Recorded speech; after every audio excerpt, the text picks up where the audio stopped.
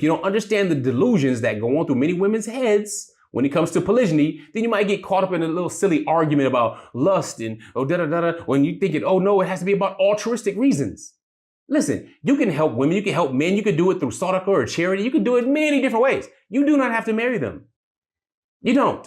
Warning, viewer discretion is advised.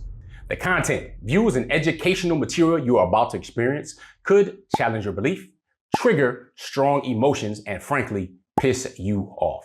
This isn't for everyone. If you're not ready to confront new ideas, or if your feelings bruise easily, this might be the time to click away. Expect to be challenged, to think, and you might even want to scream at the screen. Proceed with caution, and remember, you chose to be here. Let's get it. Shalom Alaikum, peace. I'm Coach Nazir, one of the founders of Outstanding Personal Relationships and one of the authors of the book, Let's Talk Polygamy Uncensored. If you don't have your copy, I suggest you get it. Today, I want to talk to the men. All right, and I just want to share some common delusions that women have when it comes to polygyny so that you can understand it, possibly articulate it, but the most important part is that you get the proper perspective. Because you get things like, if you are having a conversation, like I suggest all men, married or not, have this conversation first with themselves, really see where they're at, measure, gauge yourself, have your report card or do the self-assessment, polygyny readiness self-assessment on our website. But after you had a conversation with yourself, of course, you have to speak with your significant other or others regarding how you feel regarding polygyny. Now, just for the record, polygyny means a husband who is married to multiple wives. We have a lot of people who only know the term polygamy. I was like that at one time as well. But then you have the arrogant who are like, why the word is polygamy? You're pronouncing it wrong. Hilarious, because it just means you haven't expanded your vocabulary. But it's okay to do so. Polygamy just means a spouse who is married to multiple spouses. You see how it's not gender specific? So under that umbrella follows two things. One is polygyny, husband married to multiple wives. Or polyandry, wife married to multiple husbands. We ain't on that, so we're talking about polygyny because specificity matters. So if you've increased your vocabulary, post that down below. Say, I've increased my vocabulary. All right, I know the difference now between polygamy and polygyny. But with that being said, let's talk about some common delusions that women have when it comes to polygyny. One, you always hear this thing, or I've heard it, and many men hear it, especially if you are a gentleman watching this video. You probably heard, oh, this is only for your own desires or your own lusts and only for sexual reasons and purposes. Yeah, I get that. I hear that. All right, and it's common. Now, one thing that you hardly ever hear when somebody proposes to a woman or they're just getting engaged and they're excited about this engagement, you rarely have somebody coming up, girl, you know he's just trying to get with you for his own selfish physical desires and his lust and just fill them with you. You know why? Because even if that's the case, it doesn't matter because it's only with one woman. Because basically, once you get married, you're pretty much saying, listen, my private parts are going to be fulfilled by this other person. Period. That's what it is. Marriage is really this contract between your private parts, and then it's a societal contract and construct that goes from beyond that position. Polygyny is simply a form where a husband is married to multiple wives. They're not girlfriends, jump downs, mistresses, none of that stuff. Wives, which is honor. Now the question comes in, if you're simply just walking around knuckle dragging like an ogre, like Shrek or something, is that really it? Is that why you want to marry an additional wife? All the extra stuff that comes with marriage? Now, I'm pretty sure the reason that you married, whoever you married, if you practice monogamy, is not just simply to fulfill your lustful desires, though that's important. All right, that's important. You should lust after your wife. Lust simply means a strong desire. That's there. That's in part of what we do. The challenge is women don't understand men from that perspective. A lot of us don't understand ourselves. Let me give you an example. A healthy man has 10 times the testosterone of a healthy woman. We both possess these different hormones. Now, here's the thing though. Many women have no idea, many men either, probably said I'd get ready to say this statement, and I didn't know it for quite some time myself, is that women have more testosterone than they have estrogen. All right, but that still doesn't mean they're going to understand what it means to have this testosterone. So for example, if you've ever seen an animal that has been snipped, a male animal that has been snipped, then you will recognize that many of them are lethargic, they're lazy, they don't have that ambition, that aggression, that attentiveness that one with more levels of testosterone tends to have. So yeah, sexual desire should absolutely be part of the equation. Duh, it makes sense. That's part of chemistry to begin with. But just to simply think, in order to have sex or fulfill your sexual desires, you have to get married. Well, I'm from the West. All right. And in the West, when someone says they're a virgin or exposed they're a virgin, that's looked at as something shameful in their teens. And many even lie about it. But many surveys have been coming out that talk about between the ages of 14 and a half, 16 and a half, most in the West lose their virginity. Think about that. And they're not married. Really? Even though they might wear white dresses as part of custom, white dress is supposed to mean that they're pure. They're virgins when they get married. But we know, and I'm sure you know, especially living in the West, these white dresses are just fashion. They're custom.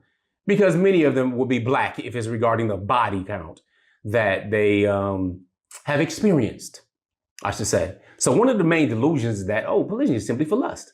Well, if we establish that sex can actually be had outside of marriage, and it's commonly had outside of marriage, especially in the West, then that's probably not it. Because there are such things as brothels, escorts, jump down mistresses, prostitutes, sugar babies, all that type of stuff that happens in order to simply transact with sex. See, it's actually a lot cheaper with sex than it is necessarily to marry simply to have sex with somebody. I mean, come on, just be real.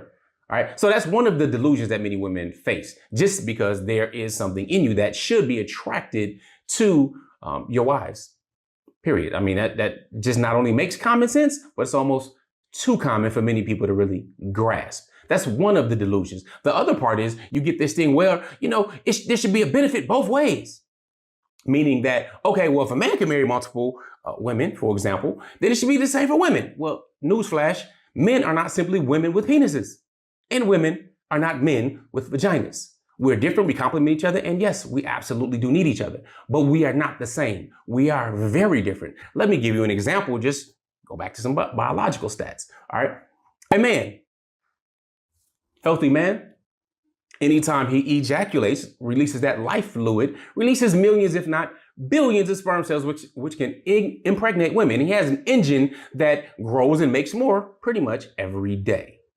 So one man, let's just say one time a day, can have or impregnate, let's say one different person a day over the year. Over 360 babies can be born next year. How many babies can a woman have? So let's talk about the difference really quickly between polygyny and why we talk about the family structure, because many of us have heard of it takes a village to raise a child. But when it comes time to talk about the village and polygyny, there's all kind of backlash. Let's be real about this here. In polygyny, you can build a family exponentially versus linearly, and everyone will know who the father is. Polyandry, on the other hand, is a little more problematic. Not only because I'm talking about the West and the US, for example, if every single adult male married an adult female, you'd be dealing with over 6 million unmarried women. Polygyny is the solution to that problem, unless you just don't really care about women, as women talk about women's rights and this and that and girl code. But until you had a conversation about polygyny, you're really not going to know where a woman really stands, especially if you're already married. All right, think about that. But 6 million women that they don't care for. When it comes to polygyny or getting married, if you're saying, oh no, monogamy is just the only way, which again doesn't make sense. However, with polyandry, say you have multiple men and multiple husbands with one wife. All right, cool. How many babies you gonna have in a year? Secondly, how you gonna know who the father is? Now you say, we can have DNA testing. Yeah, after the fact, you actually can have DNA testing. However, what is it gonna do with men's jealousy? What's it gonna do with who's gonna be protecting and taking care of you while being uncertain of who is in that womb? Secondly, what kind of man is going to be sitting there and say, okay, yeah, I'll release my fluids in this woman who within the last 5 days had sex with someone else and his fluids are still swimming around in her, which means now they'll be swimming around in me. Yeah, you're not talking about a masculine man, a man that's there to protect and provide and actually preside over a kingdom, which means his dominion. Kingdom and dominion or domain, that's kingdom. All right, so you don't have two kings in the kingdom, just like you don't have two kings on the same side on the chessboard. But you can absolutely have two queens and dominate the game and it'll be over quickly. Now, going back to the whole polyandry thing, men have what's known as a monopoly on violence. So our jealousy is not the same as a woman's jealousy. Yeah, we have jealousy and should actually have protective jealousy of protecting and preserving and making sure we are handling our business and expanding our families. But women aren't the same as men. Again, we're different. And with that difference comes basic realizations. Men, we tend to understand that. So a common delusion is, if a man can have more than one, then a woman should have more than one. Try it. Why don't you go talk to your husband about that and see how he feels? And see how your relationship will be after. Whereas I'll tell a man, you need to speak with your wife about these proclivities of how you feel and whatnot. See, the other part, well, if I have multiple men, they can do these different things for me. See, when we look at polygyny, we don't look at it that way. We look at it as actually providing for more. Meaning that, okay, can I provide financially? All right. Can I provide educationally? Can I provide spiritually? Can I actually provide? Whereas a woman should tend to think about polyandry or multiple husbands as them doing things for me. We're not looking at women doing things for us. We're talking about building a family and everything else. And sex, of course, is a part of that because that's actually how you build a family. I don't care how old you are, but if you add like 9 to 10 months onto your age, you are simply a nut. Yeah, you're simply, two people got excited, they got together, boom, naturally, some things happened, some fluids were released, and you came about, just like I came about. Add 9 to 10 months to your age, all right? Unless you're more premature, and I was actually premature. I think I was born around 8.5 months or something like that. Nevertheless, we are the result of an orgasm between a man biologically and a woman biologically. Two people got together, got excited, got heated, there was some friction, and then several months later, we were born. All right, just to be clear, that's where we are. So with that being said, those are a couple of delusions when it comes to polygyny. Understand these delusions. Now, is it okay to understand that someone may feel insecure about some things or they are a product of conditioning so much so that they can't fathom how this can actually be true? Meanwhile, we're absolutely sitting in the West where more than half of all marriages end in divorce, where infidelity is something that's common and even accepted. And I mean accepted by, for example, in the U.S., you had President Bill Clinton. President, he had plenty of women, all right? He had them all over the place. And these Monica Lewinsky stories are legendary to this day. And you may have a local politician that has his own scandals or whatnot, right? So with Clinton, people were like, okay, as long as it doesn't affect his job performance, as long as he's a good president, and that's just his personal life, we don't have any issues with it. As though not having high values and lying and being deceitful and all that kind of stuff doesn't impact what you do in other areas of your life. It absolutely does. However, polygyny, on the other hand, allows you to marry and be responsible for your pleasures. Yeah, you have the pleasure of sex like you would have in a normal marriage anyway. However, a traditional normal, as in meaning monogamy, is that placed out there. But you're responsible.